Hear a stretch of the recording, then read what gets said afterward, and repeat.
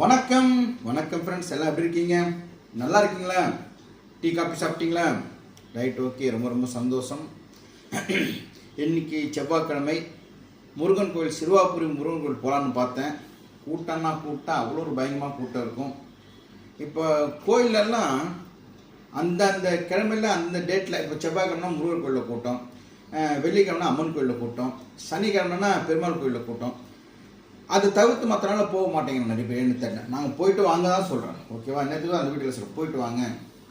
புதன்கிழமை திருப்பதி போயிட்டு வாங்க. வேலைக்கிழமை முருகன் கோயில் போயிட்டு, முருகரோ பெருமாளோ அம்மனோ ஒன்றும் கோச்சிக்க மாட்டாங்க இல்லையா? நம்மளுக்கு தேவை நிம்மதி. நிம்மதியாக போய் சாமியை பார்க்கணும். Okay, right, okay. மனசுக்கு தேவை நிம்மதி. அதே மாதிரி நம்மெல்லாம் மிடில் கிளாஸ் ஃபேமிலி சரி, நார்மலாக உழைக்கிறவங்க சரி, உழைச்சின்னு தான் இருக்கணும். கஷ்டப்படுறவங்க கஷ்டப்பட்டு தான் இருக்கணும். முன்னுக்கு வந்து ரொம்ப ரொம்ப கஷ்டம், ஆனால் கஷ்டப்பட்டு தான் இருக்கணும். அது அதிர்ஷ்டம்னு ஒன்று இருந்தால் மட்டும்தான் முன்னுக்கு வர முடியும். அதாவது உழைப்பு வேணும், அதிர்ஷ்டமும் வேணும். ஓகேவா? நான் சொல்கிறது கேட்டது நான் தப்பாக ரைட்டா? ஒருத்தர் வந்து 30-40 வருஷம் உழைச்சினே இருப்பார், உழைச்சின்னு தான் இருப்பார். அதே அதிர்ஷ்டம் இருந்துச்சுன்னா அவர் டாப்பில் போடுவார்.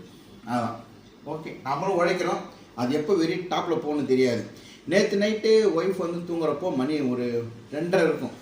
என்னதோ இந்த ப்ராடக்ட்லாம் பண்ணியிருந்தாங்க. நிறைய வாட்டி நான் சொல்லிக்கிறேன், நம்மளை யாரும் ப்ரொமோஷன் பண்ண மாட்டாங்க, நம்மளை நாம் தான் ப்ரொமோஷன் பண்ணிக்கணும்.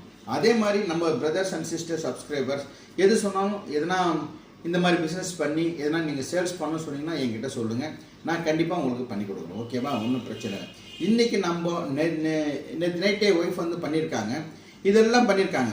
இந்த சாம்பார் தூள், அப்புறம் இட்லி மிளகாய் பொடி, அப்புறம் இந்த கல்யாண வீட்டு ரசம், பெப்பர் தூள் எல்லாம் வீட்லேயே ஃப்ரை பண்ணி அழகாக பேக் பண்ணி வச்சிடறாங்க.